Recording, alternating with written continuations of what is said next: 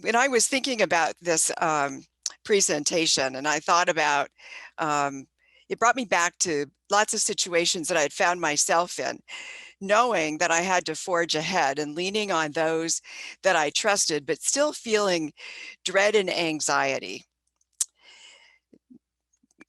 Like Dorothy, the Tin Man, and the Scarecrow linking arms while going through the woods on the way to Oz, and hearing them say, "Lions and tigers and bears, oh my." And for our purposes, that turned into disagreeable, domineering, oh no, and maybe a whole lot worse. So they were apprehensive, they were afraid, maybe a little desperate, feelings that we may have when we're in a situation where we're dealing with or facing a person, or maybe even a lion, that we find who's difficult, who's confrontational, maybe unyielding. And how we respond in these situations is really the key, because the only behavior that we can control is our own. So in their case, while they were worried about lions and tigers and bears, the lion turned out to be the least of their worries, because he was actually on his way to Oz, seeking courage from the wizard, the ability to deal with things that frightened him, and to learn how to control his own behavior. Maybe a parallel to the kinds of feelings that we have when we're facing divisive and domineering and really just difficult people. So today, we're going to go over 3 suggestions with a little detail designed to help us be more effective when dealing with difficult people in our lives, replacing that sense of dread and anxiety with courage and strength. And so before we go any further, to be sure we're on the same page, we're going to take a little side trip to look at some definitions, and in one case, a pronunciation. So in the dictionary, some of you may remember Merriam-Webster from the good old days. This word has 2 acceptable pronunciations, divisive and divisive. So regardless of the pronunciation that you prefer, the definition is obviously the same, and it refers to discord and conflict and contention. The word disagreeable suggests behavior that's aggressive and provoking. And the definition of domineering: unyielding, behavior that is very stiff and very set in one's ways, possibly someone who really likes the sound of his or her own voice. And I'd be willing to bet right now that each one of you is thinking about at least one person in your lives, either personally or professionally, that this behavior applies to. So being prepared obviously helps to minimize surprises, but sometimes we underestimate what it takes to be prepared. So even the wizard, a protected and sought out resource, was thrown a curve when Toto pulled the curtain back. So today we're going to cover just a few reminders that hopefully will be helpful. Doing our homework to make sure that we have the facts necessary to support our position is key.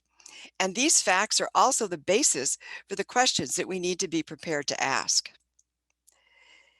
The goal of gathering our thoughts is to minimize surprises.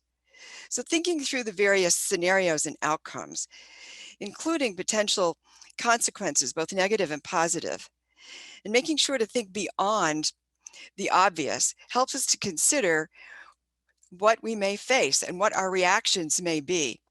And then we can turn those reactions into possible responses. And we'll come back to that in a little bit. So thinking through the scenarios and the outcomes and the possible consequence ahead of time allows us to be more present during the conversation.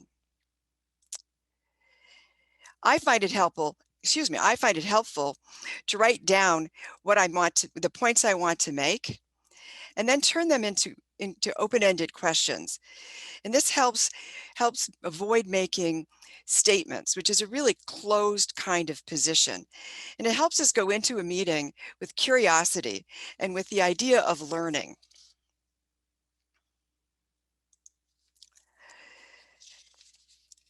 Composure is really key.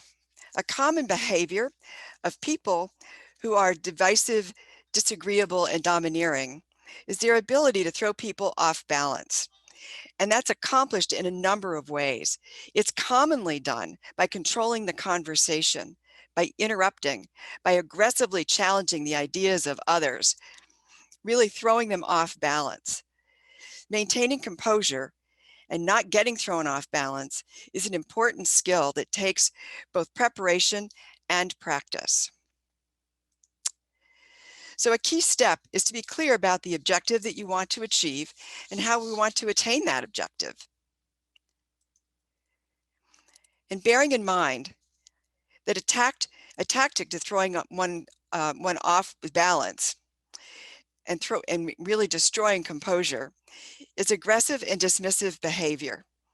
And it's important for us to always maintain being respectful, because it's likely a battle we cannot win. So even if we're feeling disrespected, we need to move on, and we need to focus and bear in mind that every word is a choice and every choice has a consequence, which takes us to the difference between responding and reacting, which is what I mentioned a little bit earlier. Taking a breath can give us time to gather our thoughts. So rather than risk saying something regrettable, think about ways to maintain control. So for example, ask the person to repeat what he or she just said. Or could they say it in a different way? Or a comment about, I need to think about this for a moment. Or paraphrase. Or possibly just count to 10, preferably to yourself, of course. But the point of taking a breath is to buy yourself some time to collect our thoughts and to help us respond, which is often asking a question. Throughout the E4E years, we have talked about the value of active listening about 1.4 billion times. And so you would think by now that we get it, but the fact is that under pressure in particular, emotions are powerful. And under stress, we easily revert to behaviors that are not helpful. In fact, those are behaviors that can give the person we are at best, we hope to neutralize, and at best influence, the kind of weapon that they need to throw us off balance. So think about focusing on body language, our own and that of the person that we're speaking with. Posture, facial expressions, eye contact, hand gestures, and tone. Think about the tone of voice and how it can indicate sarcasm or anger or confidence. It's not just what's being said, but it's about how it's being said. What messages are being sent? A way to think about attention is to think about in this way. Can I repeat what the person's just said, what the last statement was? And that requires us to be silent, to be focused, to be listening and learning. If we're just waiting for the person to take a breath so that we can talk, we're not putting ourselves in a position to ask open-ended questions and ensure clarity. Maintain our composure. Maybe even resulting in our adapting, which can mean gaining ground, perhaps changing our mind about the person that we have labeled as disagreeable, domineering, and difficult. We need to listen as if our lives depended upon it. So hopefully some of these suggestions will spark a few action steps for being well prepared, composed, and listening, habits that set the foundation for trusting that we are capable of dealing with difficult people and influencing them and handling any curves that we may be thrown. So I have one last thought for you to think about. Continuing with the Wizard of Oz theme, likely we think of ourselves as the Good Witch and the Wizard, calm and affable, a resource.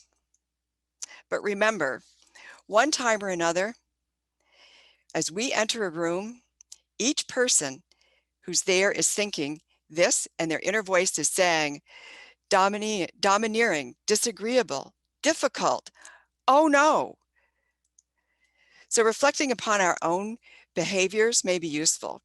The way people see us may not match up with the way we see ourselves or believe we are behaving. Our intent may not line up with our impact. Thank you all. I hope you found some of this useful.